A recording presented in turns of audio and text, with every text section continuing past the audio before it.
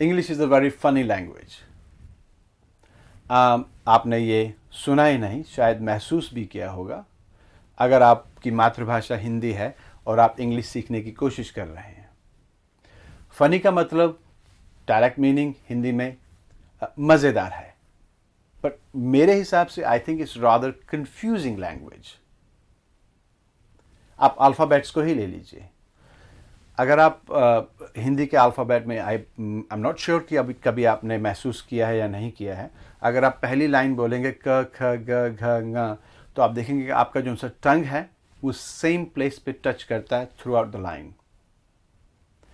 And आप प फ ब भ म बोलते हैं तो देखा मेरे लिप्स जो से हैं सेम प्लेस पे टच कर रहे हैं through out the line, and this happens through out the Hindi alphabet. Whereas अगर हम इंग्लिश का अल्फ़ाबेट लेते हैं ABCDEF, it's all over the place. So it could be confusing and funny language both.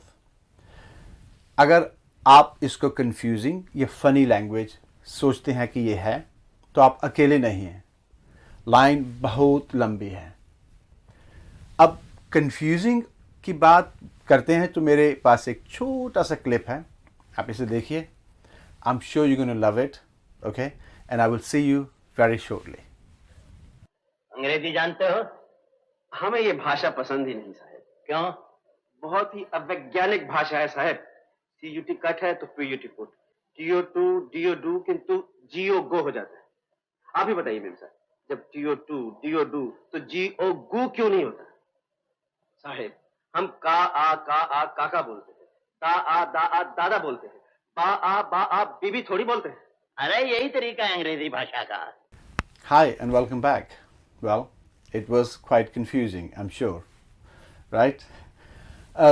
Another thing I want to share with you is मैंने recently Amitabh Bachchan ji का एक tweet पढ़ा था, and it's quite funny tweet. English के बारे में और हिंदी के बारे में ही ये है, वो मैं आपसे शेयर करना चाहूँगा।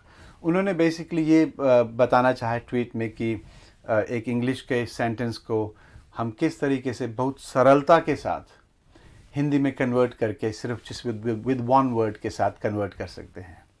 सो बिकॉज ये अमित जी का काइंड ऑफ उनका ट्वीट है, I want to read it word to word for you. जैसे एग्जैक्टली उन्होंने लिखा है उसी तरीके से मैं आपको पढ़कर बताना चाहता हूँ। So give me a moment. Right, the tweet says, I'm sorry, I can't hear you properly. Can you please repeat what is the matter? Right? इसको हिंदी में बोलेंगे, हिंदी में ट्रांसलेट करता हूँ इसको। मुझे माफ़ कीजिएगा, मैं आपकी बात अच्छे तरीके से सुन नहीं पाया। आप दोबारा बताएंगे बात क्या है या क्या बात है? Right, that's in English. अब हिंदी में उन्होंने सिर्फ वन वर्ड कन्वर्ट किया, वन वर्ड में होल सेंटेंस कन्वर्ट कर दिया। I'm going to read it again and then I will give you the answer same time. मैं पढ़ूंगा पूरे इंग्लिश के ट्वीट को, फिर हिंदी में आपको उसका आंसर देता हूँ। I'm sorry, I cannot hear you properly. Can you please repeat what is the matter? In Hindi, huh? Did you get it? So it can be as simple as that. और जहाँ तक अमिताभ जी की बात आती है तो एक छोटा सा क्लिप उनका दिखाना चाहता हूँ जिसमें उन्होंने ये काइंड ऑफ बोला है कि English is a very funny language. उन्होंने तो काफ़ी फनी वे से बोला है, but have a look at the clip, okay? आप उसको देखिए and I will see you very shortly. See you. जय हिंद बाबू जी।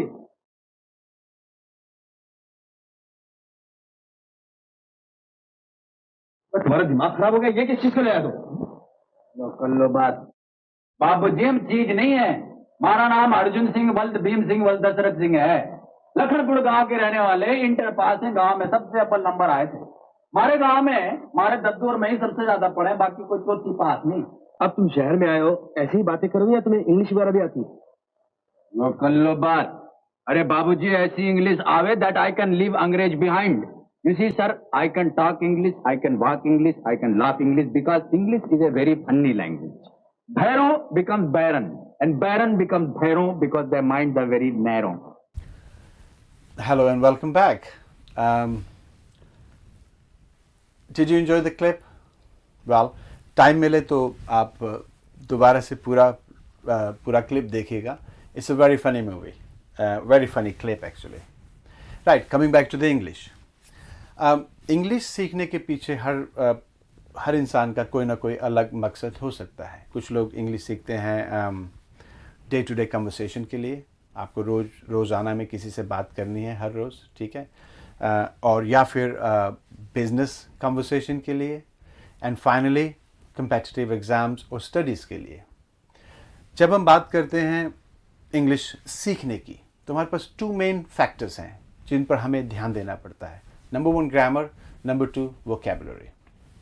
Coming back to the categories. Okay, अगर आप बिजनेस के लिए इंग्लिश सीखना चाहते हैं या डे टू डे कन्वर्सेशन के लिए इंग्लिश सीखना चाहते हैं तो जोन सी आपकी ग्रामर है वो आपकी सेकंड प्रायोरिटी बनती है. आपकी फर्स्ट प्रायोरिटी जोन सी है वो आपकी वोकैबुलरी है, क्योंकि अगर आपके पास शब्द ही नहीं होंगे अपने विचार प्रकट करने के लिए तो आप बात नहीं कर पाएंगे. रिमेंबर वन थिंग, अगर आपके पास अच्छी ग्रामर है तो आप थोड़ी सी इंग्लिश बोल सकते हैं. अगर आपके पास वोकैबुलरी नहीं है तो आप ना के बराबर इंग्लिश बोल सकते हैं. और जब हम बात करते हैं स्टूडेंट्स की या कम्पिटिटिव एग्जाम्स की तो आपकी प्रायोरिटी जो सी है वो ग्रामर भी है एंड वोकैबुलरी भी है. एंड जो मेरी स्पेशलिटी है, जो मैं करता हूं, मैं eastern world and western world की बेस्ट प्रैक्टिसेस को कंबाइन करके अपने स्टूडेंट्स की हेल्प करता हूं. इन अदर वर्ड्स, जो काम और जो चीज़ आपको सीखने में महीनों लग सकते हैं, मैं आपको वो ही चीज़ हफ्तों में सिखा सकता हूं. एंड मैं इसको प्रूव करूंगा इन माई फ्यूचर वीडियोज़. सो अगर आप इस चैलेंज के लिए रेडी हैं तो नेक्स्ट वीडियो देखना मत भूलिएगा. नाउ स्टूडेंट्स के लिए इट्स एब्सोल्युटली पैरामाउंट कि जो उनको सिखाया जाता है, बताया जाता है, नंबर 1 उसके लिए बहुत सिंपल सा मेथड होना चाहिए and maybe fun loving method as well. Okay, and secondly important thing है, हमने सीख तो सब कुछ लिया. लेट्स सपोजली मैंने सारी ग्रामर सीख ली है, मैंने सारी वोकैब सीख ली है, मगर उसके बाद क्या है? I need to hold that information in my head. या I have to retain that information in my head. मुझे वो रखना है, अपने हेड में रखना है, अपने दिमाग में रखना है. वो कोई आपको सिखाता नहीं है उसको कैसे अपने दिमाग में रखा जाए, हाउस किया जाए, ताकि जब आप एग्जामिनेशन हॉल में बैठे हो देन फाइनल स्टेप इसका ये होता है कि आप उसको रिट्रीव कैसे करें इंफॉर्मेशन को यूज़ करने के लिए. सो 3 चीज़ों में मैं आपकी हेल्प करता हूँ. Number 1, simplest way of learning something.